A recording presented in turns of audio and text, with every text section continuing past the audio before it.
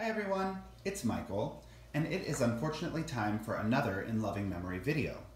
Number 10 in my orchid collection, my Mother's Day Phalaenopsis, is so close to passing that I'm just going to go ahead and call it and discard the orchid. Now, as you know, I've been having a lot of difficulty with my Phalaenopsis orchids, all of the ones in my collection. And it's been frustrating because they're the most common orchid, but for me, they've been the most difficult to care for. So the reason why has kind of evaded my understanding. So I put it out to you, the orchid growing YouTube community, in my last video called Community Answers, which I will link below.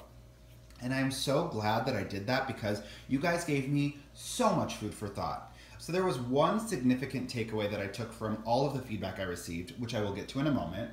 But first, let's talk about two of the lessons that we've already discussed in my In Loving Memory videos, which apply to the death of this orchid. The first being, move to your final grow method immediately. This is another one of the orchids that before I ever started with semi-hydroponics, I converted to bark medium. I realized it wasn't doing well, so then I reconverted it to semi-hydroponics, which of course stresses out the plant. So if you're going to convert an orchid's growing method, you want to move straight to your final destination. You don't want to take transitional steps. That's the first lesson here. Second lesson is that you want to make sure that you are not over-fertilizing right after you have done an antibacterial treatment. So hydrogen peroxide, Physan 20, all of those are going to strip the root system of the beneficial bacteria that help to metabolize and use fertilizer solution. So in theory, when you're over-fertilizing, it's just kind of suffocating the roots and expediting its death. So that was another mistake I made with this one.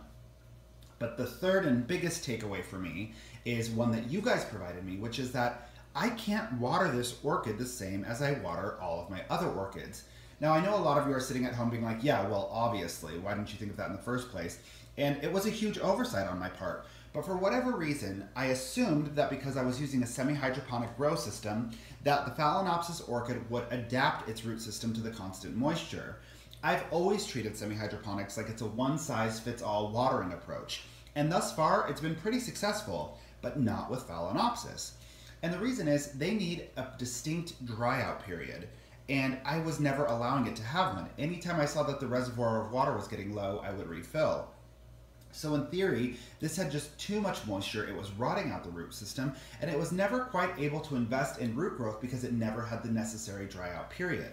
And that was as silly as it sounds, such a revolutionary breakthrough. I think one of the reasons I gravitated towards semi-hydroponics was because I thought I could use just a one-size-fits-all approach, and you really can't. And that's been the biggest learning lesson here. So moving forward, what I'm going to do is when I water my Phalaenopsis orchids, I'm going to flush the entire system, and then I'm going to dump all of the water out of the reservoir because these leca pellets will cling to water for quite some time. I'm going to allow the entire medium to dry out. I want to wait till the root system becomes a little bit silvery, and then I will rewater.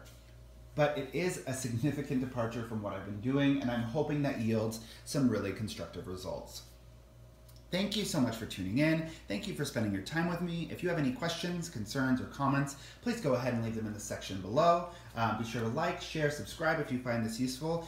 And thank you guys so much for providing me the insights to have these breakthroughs. I know this may seem like common sense to you, but sometimes we need an external voice to pull us out of the echo chamber in our own mind to realize what we can be doing better or differently. So I so appreciate you guys. I love you, and have a beautiful rest of your day. Bye.